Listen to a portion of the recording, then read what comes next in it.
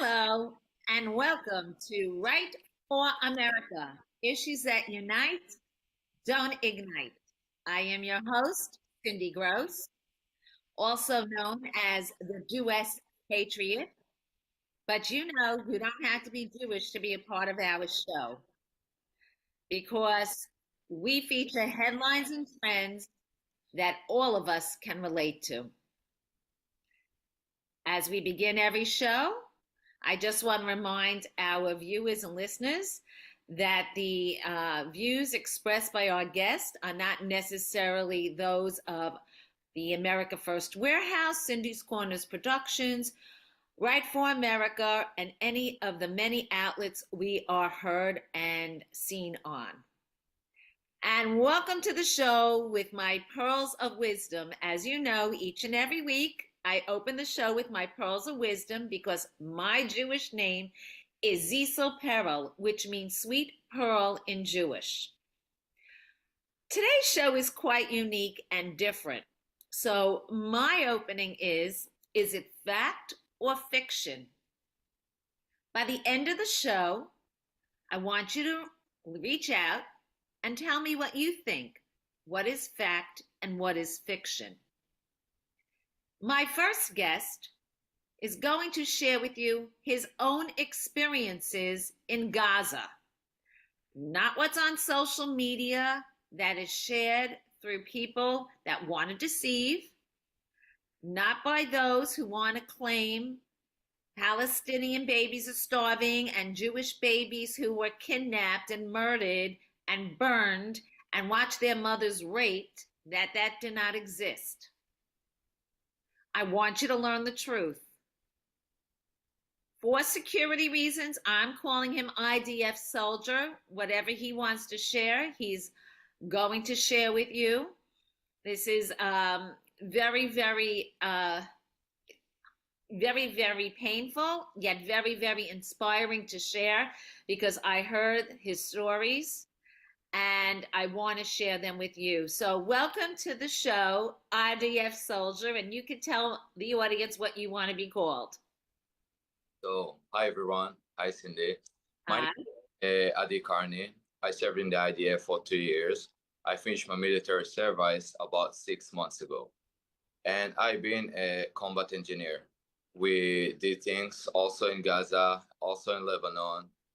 And do you want me to start telling what like to be inside or? First of all, I want you to tell everybody because I heard the story. This is not a Jewish issue. It's not a Christian issue. It's a Judeo-Christian issue of saving democracy in the Western world. And I want you to tell everybody some of the things that you experienced. And after that, I want you to share the experience of watching a non-Jewish American New Yorker murdered. So start first with a little bit of your experience. So I've been inside of Gaza and I can tell it's really hard to be inside, just to maintain all the chaos inside and just to be inside the war zone. It was so difficult for us just to be without showering, without bathrooms, without any connection to the ISO world, just to sleep inside the tanks, just sitting up on each other. It was so hard to maintain all that. Like maybe 2 months, 3 months, and you never know when it's going to end. And for us, we didn't know what is going on at first because I know about you, but I never been in a war. It was pretty new for us. And you're hearing booms from all inside and you know what's going on. It's really scary. And for me, I had 3 best friends that died during the war. The first one of them, like you told, he was a lone soldier. His name is Johnny. He's living in Rochester. He's a New Yorker. And he wasn't even Jewish. He wasn't even Israeli. He just been in the university with the Jewish communities over there. And he saw the thing that connected all of us together and he fell in love with that. He went to the synagogues a couple of times and he really fell in love with Israel and he decided to go all over Israel just to fight for us. And unfortunately, Johnny being killed during the war in Khan Yunis. And the reason I came to the US is to visit his mom. She's not even Jewish, and right now she starts speaking and talking and doing presentation in the Jewish communities. And she also respects a lot the Jewish communities and see what it's like to be a Jewish, that we all the time together, no matter where we came from. You know, this man was a hero. And you're wearing a bracelet that Yeah, you showed us. And if you want to show the inside, the last words he said as an inspiration. And not only was he not Jewish, he was his parents' only child. And this only child sacrificed his life. yes, you're right. So the last sentence that he posted on social media was, never stop loving. We do not fight because we hate, but because we have such a love in our heart for life. And I will explain what is that means. So he's saying we are not fight because we hate them and we just want to get a revenge or kill all of them. We're fighting because we want to defend our people. Because if we are not there on the first line, if we are not entering the war first, there is no one who's going to be there instead of us. So we are not like them. We are not fighting children to kill or like all the social media shows like we are starving people. That's not what we're doing. We're trying to fight for our people to defend them. Because for me, I did it for my friends. I did it for my family. Because next time, who knows? Maybe Hamas will get all the way to Jerusalem and get to my family also. And for us, every time we entered the war zone, it was pretty clear that maybe this time something will happen to you. And, you know, we just accept that. And we had no problem to sacrifice our life for Israel, for the families that stay in there. We should tell everybody you are 22 years old. Yes, I'm 22 years old, and I've been in the military since I was 18. It's really young age. And my friend also, I want to tell about my friend Oz. He died when he was 19. That's really, you can't even imagine it to yourself. Kid 19 going to fight in a war. How do you explain that to your mom? No. One other thing, point you made the other night. I mean, we keep seeing, and of course, we are all human beings, and we all sympathize with innocent victims. But right now in Gaza, there is nobody who is an innocent victim. You told us a story about an elder man who tried to convince you guys that he was trying to help you, and tell everybody the story that you shared with us. Not a story, but tell us the facts about what actually happened. Yes, for me, you know, all these civilians that right now acting themselves poor, we saw how they act in 7th of October. They celebrate in the streets. They celebrate about us being killed. And right now they acting themselves like poor or starving. And in the other hand, first of all, we're giving them a lot of food. Hamas still on that. I don't know if you saw Hamas people, but they eating much a lot, I would say. They're stealing all the stuff. And also, our hostages inside the tunnels getting no food either. There is like just yesterday uh, some video of our hostages got released, and they made him bury his own grave, and he looking like he's in the Holocaust. You know, he's eating nothing, and he digging his own grave because he don't have such a, you know, he don't have a lot of days off, you know. But I will tell the story. So we've been inside of Gaza, and you know, we just saw some civilians. This happens a lot, and we are helping them. Usually, we're helping them to get out of there because this is a war zone, and we're trying to help them escape from Hamas. So this man was with a white flag, just waving, and we did nothing with that. After 5 seconds, maybe 10 seconds, there is a terrorist coming from the same place that the old man came from, and we said that's not a civilian anymore because he called the Hamas person and told him where we at right now.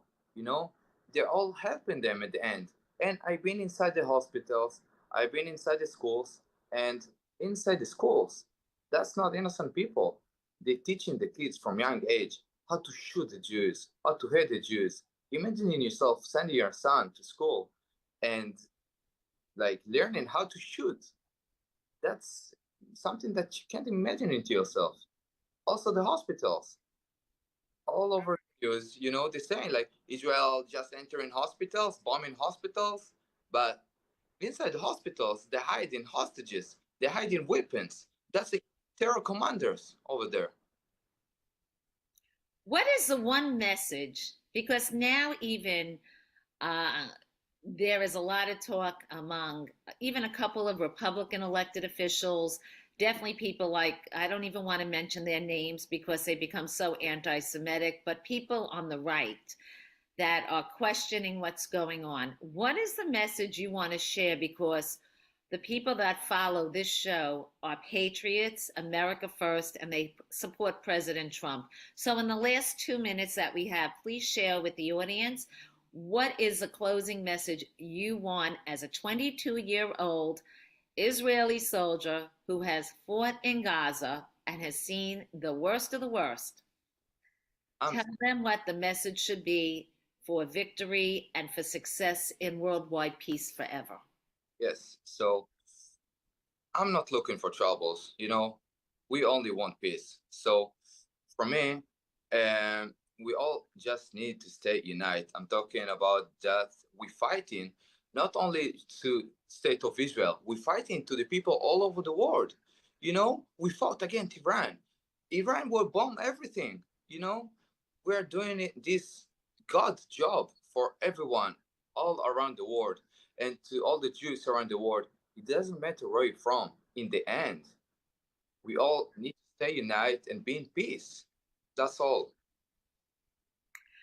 Well, I am so honored that I met you. I met you on Tisha B'Av. And next week, I'm going to talk about the other person I met on Tisha B'Av, a former hostage who was hostage for almost 500 days. And that story is also just as compelling as yours. But I'm very honored that I'm going to be spending a lot of time with you in the next 2 weeks. And we are going to be sharing the story to both Jews and non-Jews, to people from both political parties, from all ages. And we just want people to know the truth. Don't believe everything you see and hear on Instagram or even in the newspaper. If you're watching the show, you believe in the hashtag fake news regarding election integrity and vaccinations and COVID and the Russian conspiracies. So you definitely know fake news is happening in regards to the Israeli conflict and October 7th. IDF officer and soldier A, thank you so much for joining us, and your story is our story, and thank you for being on the front lines for us, because you're really saving American democracy in the Middle East and around the world. It was a pleasure. Thank you very, very much for hosting me. I'm Israel Chai. I'm Yisrael Chai. Lehitraot. Right. And to those who don't know what I just said, I said, see you soon in Hebrew. So that's one piece of the puzzle that I want you to come away with today. The fact, not the fiction. A 22-year-old watching death, being forced in, not because it's part of the Israeli life, to go into war, never knowing if you're next or what's going to happen next. Can you imagine that? We take so much for granted that we don't even realize. So my next guest is a award-winning playwright, and he is a friend, he is an author, and he has decided that he doesn't like the way a lot of the news is being shared. And he took his talents and he decided he was going to write plays and novels based on the headlines today. Gary Morgenstein is with us, and he's going to be sharing excerpts from his plays the next couple of months on the show, because I feel it is very important for us to realize we can use entertainment as a way to escape, but also to educate. Gary, thank you so much for joining Right for America. Thank you so much. I'm honored to be on the show, and God bless that soldier. It's so heartening, so devastating, and his courage is just so beautiful. Yes, it is. And his enthusiasm. I mean, he is unbelievable.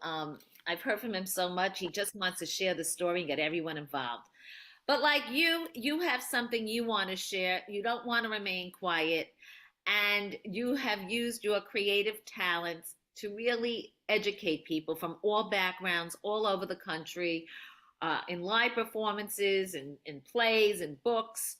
Tell us a little bit about how you got started in this. Well, I always started writing even as a little boy. I would write stories about the Yankees. I grew up in the Bronx, which is why I talk like this. And I've published 7 novels. But the theater to me is so embracing, so magic because it's instantaneous, and that's what I love about it. And what I try to do is I go against the political narrative. We know what Hollywood thinks of anyone who doesn't agree with them. We know what the media thinks about anyone who doesn't agree with them. I try to write stories that encompass all different points of view, liberal, conservative, but respectfully and honestly. And I do that by flipping stereotypes upside down.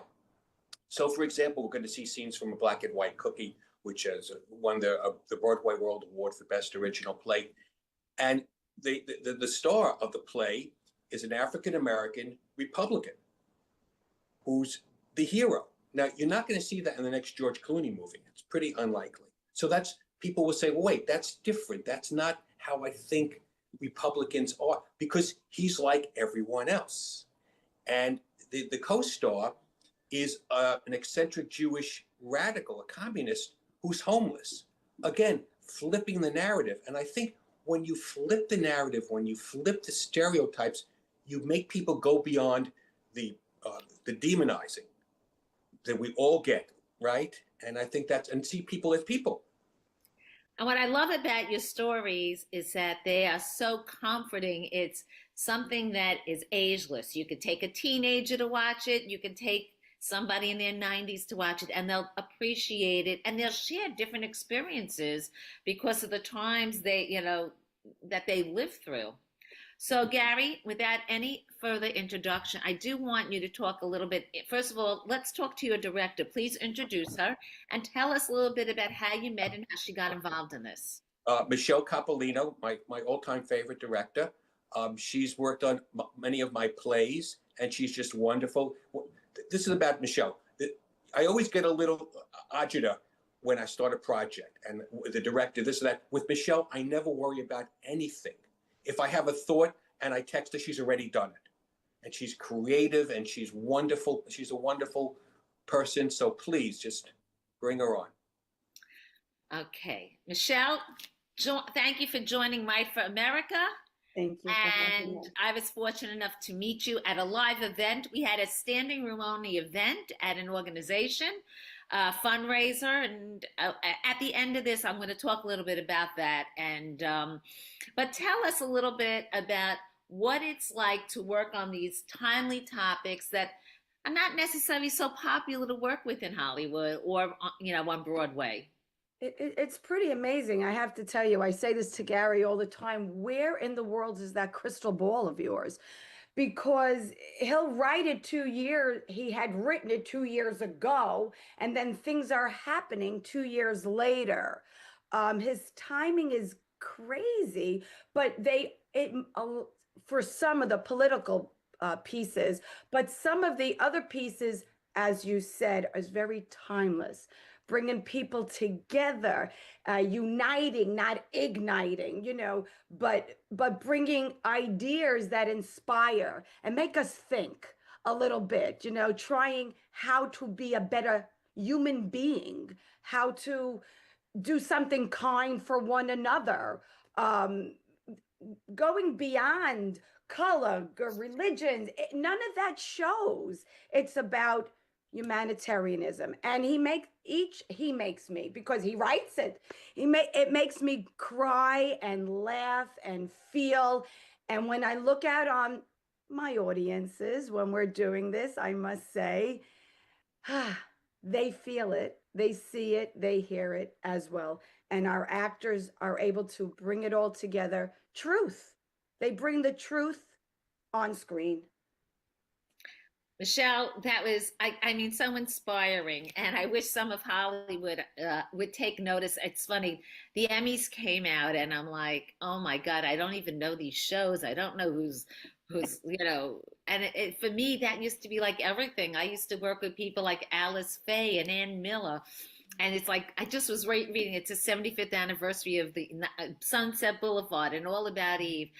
And so many people don't understand that that was great writing, that was great acting. And here, Gary, you're trying to do this modernized because you're actually telling stories in the same way the great playwrights and directors and producers did 50 years ago. I have to tell Jack, I'm so honored you want to come on the show, because I love to have people who don't think like me on the show, but it's not so easy to get them to come on, because we live in a world that, including family members, we all have family members that think differently than us. We all have a family member that doesn't necessarily have the same background as us, or grew up in the same location, or even has the same stories to tell, because they might be a cousin, and one parent, their mother and my mother might have told different stories. So I am really honored that you want to be a part of this. You were great when we saw you live. Tell the audience a little bit about you and why you feel that this is such an important piece to share. I mean, Michelle pretty much summed it up. Interesting what you just said, because my sister and I, who both grew up in Holocaust survivor parents' home, our political views are nothing alike. I don't know how we come out of the same house. I just think this is just an important story to show the world, black and white cookie, beautiful title. It's not only bringing black and white philosophies, out, but different philosophies than people think. Most people would think the all blacks are Democrats and, the other side of the spectrum. So it's a tough world today. I mean, I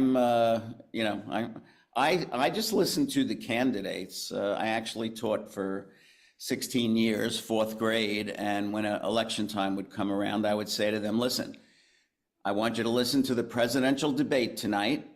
And then after it's over, turn your TV off, because if your parents are listening to one network, they'll support one candidate. A different network, they'll support another candidate. So I want you to talk to your parents about what you just heard the two people say. So it's about, we're a democracy. I hope we stay that way. It's tough times now. We're teetering on the edge. We are, and it's from both sides, the extremes on both ends, and it's very, very scary. Arthur, I have to tell you, my brother from another mother is a conservative black man, and we literally trust each other with everything. We are so close. You guys know who it is, because he is a person who's run for office, and he is on Newsmax. That's your only hint. But I mean, we really share so much together, and it's like I'm his Jewish sister, and when my husband was sitting shiva, he was standing right here with all the men, and he feels the same about me. And I can't believe how if you looked at the press, all it is Jews and blacks hating each other, and it wasn't always like that. And I just want to do everything I can, and that's why I love Gary so much. If nothing else, if we can't build it in two political parties, then let's build it with blacks and Jews, because we really have more in common than we don't, and we have to build and rebuild our relationship. So Arthur, tell me a little bit about your involvement in this and how you met Gary. Thank you for having me first and foremost. I met Gary through a stage reading I did of his. I've done so many with him now, I don't remember what the first one was. But the beautiful thing about Gary is he goes out of the way to get individuals out of their bubble, in their bubble where they only see the world their way, only looking this far in front of their face, not realizing that everything is totally different than what they're actually have directly in front of them. To have a Black Republican and a Met fan, because I'm a Yankee fan, you know, in one aspect, and a Jewish homeless man in another, completely out of the spectrum, which gives people time to stop and think about life in general and the way that they go about thinking things. And I think it's a very dynamic way to go about making plays and producing projects. Well, we are so excited. This is a first for Right for America. This is a first, I think, even for the America First Warehouse and most podcasts. We are going to have an actual reading from a black and white cookie. Yes, and it's gonna because as Glinda, the Good Witch of the North, said, it's always best to start at the beginning. So we're going to start with scene one, Arthur, because the scene says it, you'll see what's going on. I don't have to set it up again, but Arthur Gregory Pugh plays Harold Wilson. Jackie Kusher plays Albie Sands, directed by Michelle Capolino, who also will read the stage direction. So take it away. I'm going to mute my video now, just to get out of the way of everyone, if I can. I Well, will let's see. get rid of my video as well. Okay. Scene one, a newsstand in Manhattan in the mid-afternoon, present time.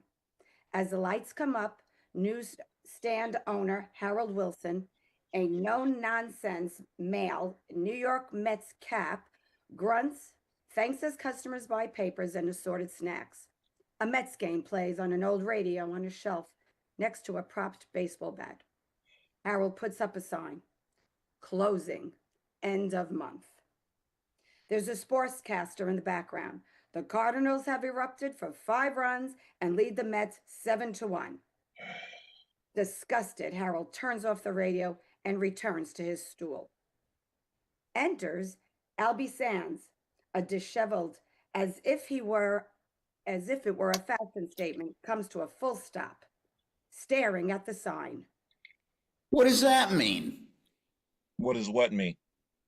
That, your sign, right there, What the hell you think it means? that you're closing At the end of the month. and leaving. Yeah, they usually go together. Where are you moving the newsstand? I'm not. No, you finally reopened a few months ago. What's going on? How is that your business?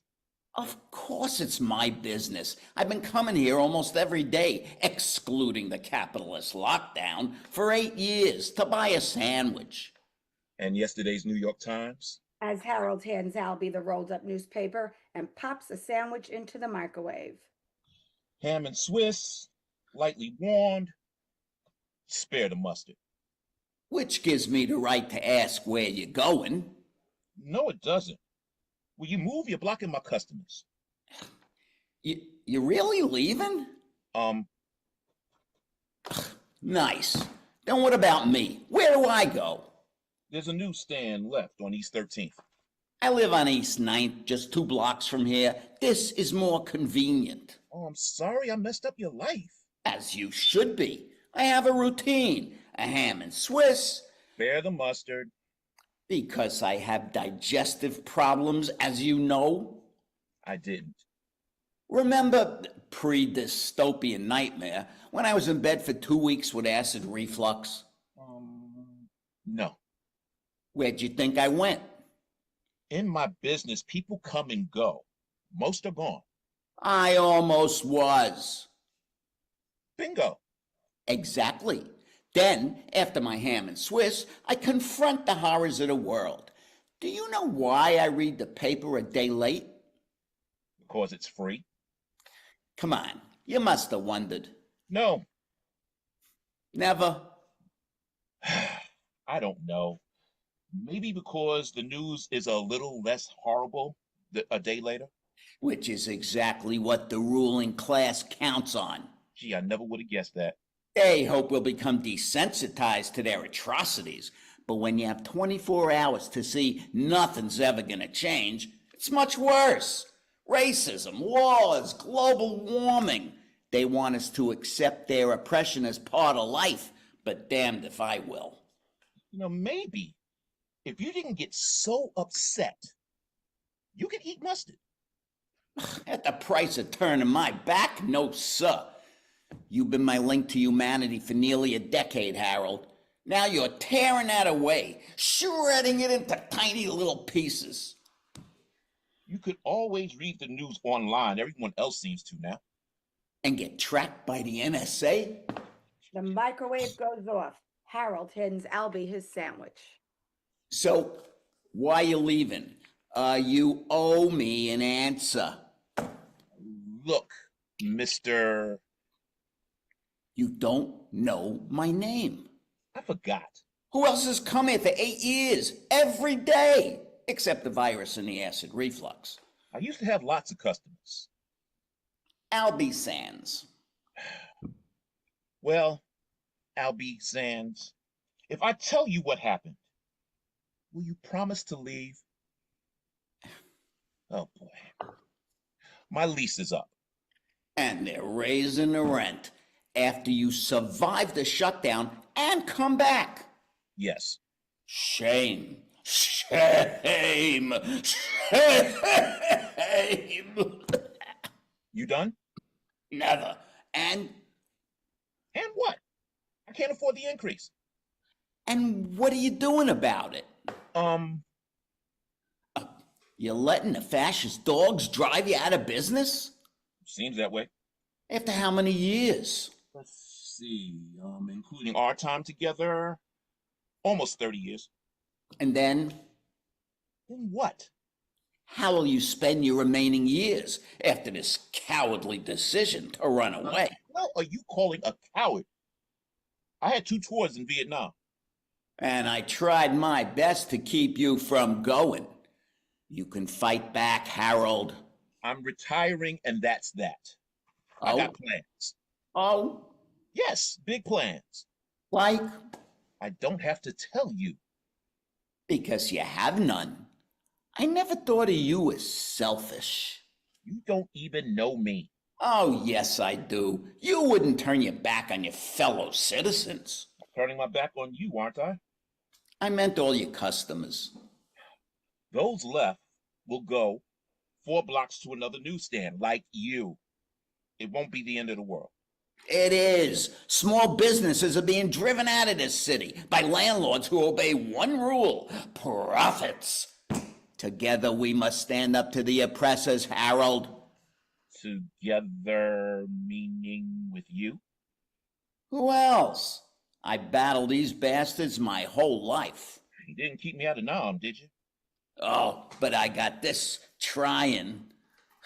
1968 Democratic Convention. Oh, and this scar on my sock over here, 1970 protests against the invasion of Cambodia. Oh, and this, No. That's all right. I'm good. don't worry. I got tons of experience. I was deputy press secretary on Gus Hall's 1972 presidential campaign. Who? Gus Hall. You never heard of him? He was head of the Communist Party, USA. There aren't any communists anymore. Oh, yes, there are. But now they're called Democratic Socialists. Will you join me and fight for your rights? No, Yes, you will. I said I won't. I'll just sit here till you change your mind. Hey, you can't sit there. You'll drive away my customers. What do you care? You're closing. Scene.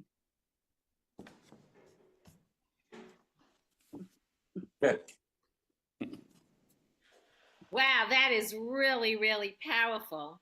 And you know what? When couldn't be more timely than what's going on in New York and Minneapolis. Yes, and the thing is, I wrote this in 2021. So when Michelle says sometimes I see ahead, yeah. Premonition, yeah. Well, since the mayoral campaign, has there been more interest in this because it is 2 years old and you have been going around with it and you have other plays and we're going to be sharing excerpts from the other plays as well. Well, I think it's going to be interesting. It's becoming increasingly difficult to be a Jewish playwright who doesn't follow the political narrative. For example, if you take on anti-Semitism, almost always it has to be anti-Semitism from the white supremacists. Now, I did not see a lot of people wearing MAGA caps, marching over the bridge. It's so disconnected from reality. But so that's what they want. And so it's going to be interesting to see what happens when Mamdani wins, and he will be elected mayor, unfortunately. I mean, let's not, ignore that that's going to happen. How much more pressure there becomes on what you should write and what you don't. Me, I don't care. I'm going to say what I want.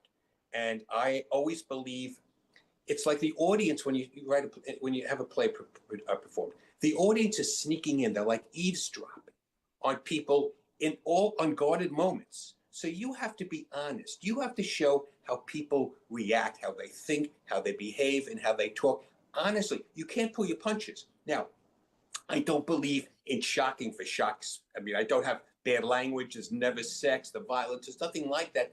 But you have to be honest. And I keep getting more and more honest as the pressure builds. And I want people to see what's going on. Because as we've said earlier, there's more that unites us than divides us. And what you see from the four of us here, all artists, we've been doing this for thousands of years. I mean, we're not that old, but maybe Jackie is that old. But I'm sorry. I had to get. You have to do it. So I set it up and did, But no, seriously, thousands of years, artists have been holding up a mirror to society and saying, this is wrong. What are you going to do about it? And that's what we do. But we have to do it not with screaming. And now the characters can yell at each other, but ultimately we must show a light. We must show a way forward, because I don't have a great deal of faith in our politicians, and certainly not the media or any other the alleged establishment institutions, but I have faith in people. And we've noticed when we've done plays together, and we've all, as you can see, we've all worked together. We're kind of like the Partridge Family bus. We go place to place, performing. And people are struck by it, and they are moved by it.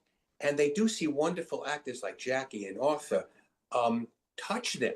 And for the moment, it makes them think. And we're not going to save the world one show at a time, but if people will just, as Arthur was saying, if you just stop and think a moment, okay, that there's more to someone than who they voted for, right? Or their religion or their race, or on and on, check whatever box you want. You'll see them as a human being, and we could show a way forward. And I think that's what we have to try to do. Have any of you experienced any hate or any kind of threats because you participate in plays like this? No, but my son actually just had an anti-Semitic incident happen at work. And I don't know how to say it, one of the Muslim faith, one of the Hindu faith, who he was training with for a job, and he walked in on them with a laptop, laughing, and he goes, and he was helping them, by the way, in this presentation they had to make. And, they said, oh, Iran's bombing Israel, and they saw my son's face and they go, what's the matter? You're a Jew? And he goes, let's just, get on with that training. And, long story short, an hour later, after his presentation and the boss is telling him how wonderful, they're happy that he's going to be joining their company, they called him in and said that, so we have to let you go. There are 2 salespeople who are afraid for their safety because of you. That's very funny you telling this story, because at the same place that I met the IDF soldier, Everybody knows that I'm an education activist and I have the longest running lawsuit in New York City, education, because I called out anti-Semitism, discrimination, racism, and retaliation for whistleblowing 20 years ago. And someone came over to me and said, my daughter just had the most horrific anti-Semitic experience. She was asked to transfer to a different school. She put in her paperwork. Everything went through, and it was a Muslim principal. And when she said she has to take off for the Jewish holidays, he came out right there and said, you know what, it's not going to work out here. And then she was told because she was Jewish, she's not getting the position. Yeah, it's unbelievable what's happening, and I say I'm happy that my parents, Holocaust survivors, are not alive to see anti-Semitism on the rise again. That's why we have to speak out more and more. We Yep. can't be quiet. We cannot be silent.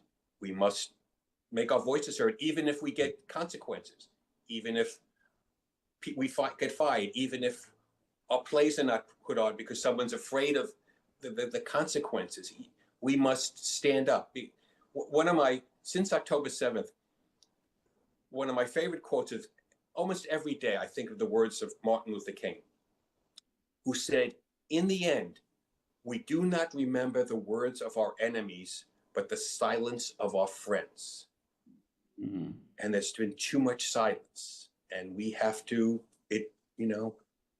how are we going to explain when we go, in the time to come, many, many years, when you go to your parents, you say, what'd you do? What are you going to say? Right? Absolutely. Now, for everybody, I just want people to know that Gary, Michelle, Arthur, and Jack are going to be coming back. It's anti-Semitism and a relationship within a Black Jewish community is not the only topic that we are going to be discussing and sharing through plays and readings. And I have to tell you, next time I think it's going to go a little longer because I think people are so engrossed on it. I'm seeing the numbers coming up. And we must have you all back to share it. As I said, Gary likes to do these readings. And one of the reasons we want to share this with people is because we want people to know that we are here to share this with you. And any kind of gathering you are having, we are open to it. There's got to be a better way to start a discussion, compromise, have dialogue, and you never know who becomes a friend, and what you thought might be wrong and what you thought was right. I mean, what you thought was wrong might be actually right. I mean, every day I learn something because I try to meet a lot of different people, and I think this is one of the best ways we can do this. So they're going to be back in a couple of weeks with another reading, and I can't thank you guys enough. From the America First Warehouse, from Right for America. I'm just so honored that I was able to share this with you all and that you guys allowed me the opportunity to share this with a very wide range audience. Thank you. So Gary, Michelle, Jack, and Arthur, it's not goodbye. It's going to be see you next time. And thank you again. Thank you. Thank you, everyone. Thank you. Take care. Yeah. Take care. So I have a little long closing today because I did give my opening a short time, and there are lots of pearls of wisdom to share. And I really want to talk about the headlines about the American Eagle pants, because we all thought it was a scandal when Brooke Shields says what comes between her Calvins, and many of us remember Jordache and Sassone and Ooh La La and roller skating, and it was a different time. But I want to congratulate everybody who is running to American Eagle, whether or not they're going to the stores or they are going online and they are buying. I know people that are buying pants that aren't even going to wear the pants just to show support. We don't see that support on the other side as much as we are getting it here. I'll give you another great example, Sephora. There is a very big problem at Sephora these days with what they are selling and who they are selling to and what's coming out of it. Just remember, being anti-Israel is being anti-American because they have a very, very important job together as far as military strategy and peace in the Middle East. Because if this wasn't happening now, there are 29 Arab nations that are fighting among each other. You see how Arabs in Syria are treating Christians, how Druze are being treated. It's not being talked about enough, but then again, can we trust what we are hearing from the press? All we want to hear about is how bad Republicans are and Trump is. That's what they tell us, even though it's not true. But I want to talk to you about how we could solve the problem.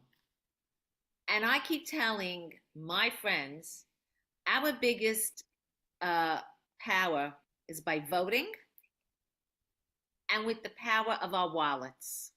Because not every one of us is going to be giving $1 million to a gala at the White House, or even $10,000, or even $1,000 to your local Republican Party. We just can't. It's not physically possible for many of us. But we can make the decisions of where we're buying our everyday household products, our vitamins and supplements, our shampoos, our laundry detergents. And I keep saying this over and over again because I am watching an American company out of Idaho, 40 years old, having record sales like never before because people are comparison shopping, recognizing the pricing. They don't want to go to stores anymore.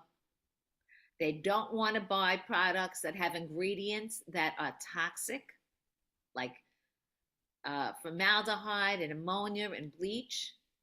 I mean, there are so many baby products that have so many precautions and warnings on them because they aren't safe.